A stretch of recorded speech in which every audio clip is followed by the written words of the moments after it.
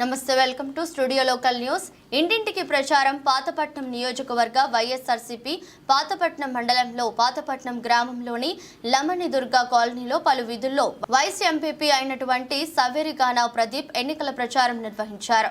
ఈ కార్యక్రమంలో భాగంగా స్థానిక ప్రజలను కలిసి ఆంధ్రప్రదేశ్ రాష్ట్ర ముఖ్యమంత్రి వైఎస్ జగన్మోహన్ రెడ్డి ప్రజాపాలనలో ప్రజలకు అందజేసిన సంక్షేమాన్ని తెలిపి జరిగిన అభివృద్ధిని వివరిస్తూ రానున్న సార్వత్రిక ఎన్నికల్లో మీ అమూల్యమైన ఓట్లను ఫ్యాన్ గుర్తుపై వేసి శ్రీకాకుళం పార్లమెంటరీ వైఎస్ఆర్సీపీ అభ్యర్థి పేరాడ తిలక్ను పాతపట్నం నియోజకవర్గ ఎమ్మెల్యేగా పోటీ చేస్తున్న రెడ్డి శాంతిను అత్యధిక మెజారిటీతో గెలిపించాలని ప్రజల్లో ఇంటింటికి ప్రచారం చేశారు.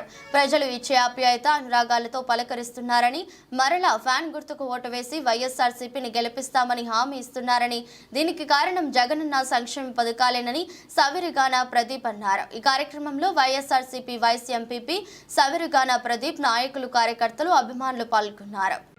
ఈరోజు మన ప్రీతం నేత ఎమ్మెల్యే శ్రీమతి రెడ్డి శాంతమ్మ గారి గెలుపు కోసం మేమందరం కూడా పాతపట్నం మండల టీం అంతా కూడా తిరుగుతున్నాం. అలాగే ఈరోజు పాతపట్నం అంబర్గూడ కాలనీలో ఈరోజు క్యాన్వాస్ ఉదయం నుంచి తిరుగుతున్నాం.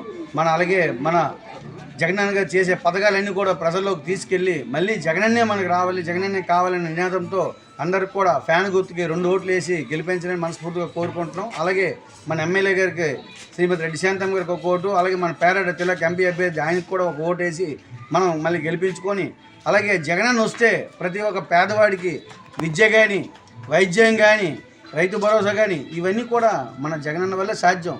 ఎందుకంటే గత 5 సంవత్సరాలకి 5 సంవత్సరాలు లెక్కేసుకుంటే మన భారతదేశంలో మన ఆంధ్రప్రదేశ్ ఈరోజు 2వ స్థానంలో ఉంది. అదంతా కారణం మన జగనన్నే. ఎన్ని అబద్ధాలు వచ్చినా, ఎన్ని ఆపదలు వచ్చినా, ఎంత కరోనా మహమ్మారి వచ్చినా కూడా మన జగనన్న అవన్నీ విజయం చేకూర్చి ఈరోజు ముందున్నారంటే అది మన జగనన్న వల్లే సాధ్యం. ఎన్నో రాష్ట్రాలు చూస్తున్నాం. మన రాష్ట్ర అభివృద్ధి ఈరోజు ఎంతో ముందుకు సాగుతుంది.